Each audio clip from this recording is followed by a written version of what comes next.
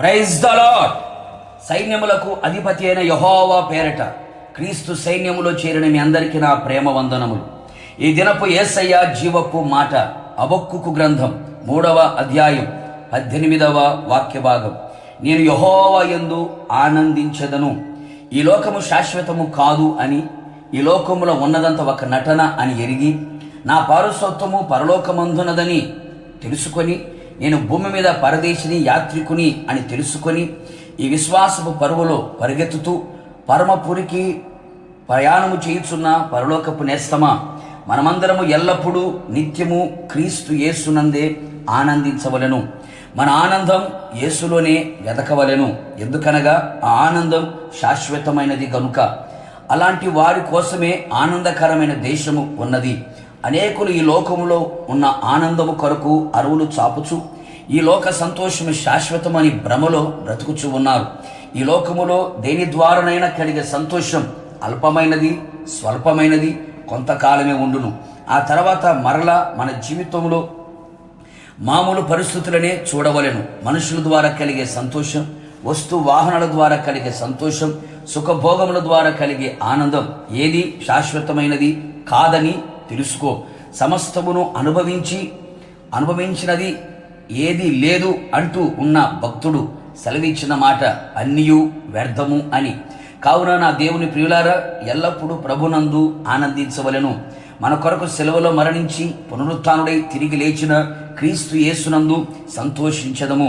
నిజమైన క్రైస్తవులు క్రీస్తు యేసు నిమిత్తం వారి కలిగిన శ్రమలలో, హింసలలో, అవమానకరమైన పరిస్థితులలో, నిందలలో, దూషణ మాటలలో, దరిద్రతలో కూడా సంతోషించేవారై, ఆత్మలో ఆనందించేవారై, వాక్యములోనే సంతోషించేవారై ఉంటారు. కారణం వారి నిరీక్షణ పరమపురిలో మాకు రెట్టింపు ఆనందము కలదు అని. సుఖ దుఃఖముల యందు, ఆరోగ్య అనారోగ్యమందు, కలిమి దరిద్రత యందు ఎదురయ్యే ప్రతికూల కార్యాలలో కూడా యెహోవాను బట్టి యెహోవా యందు ఆనందించదము.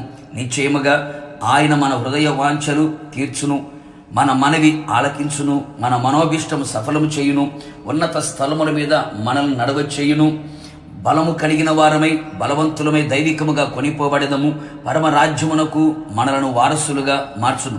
కావున నా దేవుని ప్రియులారా, ఇక మీదట మనమందరము మన రక్షణకర్త, ఆదరణకర్త, సృష్టికర్త, నిరీక్షణకర్త అయిన యేసయ్య యందు ఆనందించుచు ఆనందకర దేశములో ఆయనతో కూడా ఆనందించదము. ప్రార్థన. నిత్యాశ్రయ దుర్గమైన యేసయ్య, నీ పరిశుద్ధ పాదములకి మరొక్కసారి స్తుతి స్తోత్రములు చెల్లించుచు ఉన్నా. మరొకసారి ప్రభా, మీరు మాకు ఇచ్చిన మాట కొరకు, జీవపు వాక్కు కొరకు స్తోత్రాలు. మేము ఎల్లప్పుడూ మీ యందు ఆనందించున్నట్లుగా సహాయము చేయమని కోరుతున్నాం.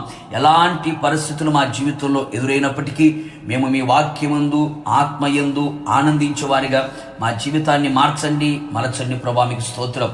ఈ లోకములో ఉన్న ఆనందం శాశ్వతమైనది కాదని ఎరిగిన వారమై పరలోక పురములో ఆనందకరమైన దేశములో మేము చేరున్నట్లుగా ఈ లోకమందు ప్రతి పరిస్థితుల్లో మీ యందు ఆనందించుచు అడుగులు వేస్తూ ఆనందకరమైన దేశములు నడిపించమని యేసు నామములో అడుగుచున్నాను తండ్రి, ఆమేన్. నిశ్చయముగా మీరును మీ కుటుంబ సభ్యులందరూ యెహోవా యందే ఆనందించుదురుగాక. God bless you.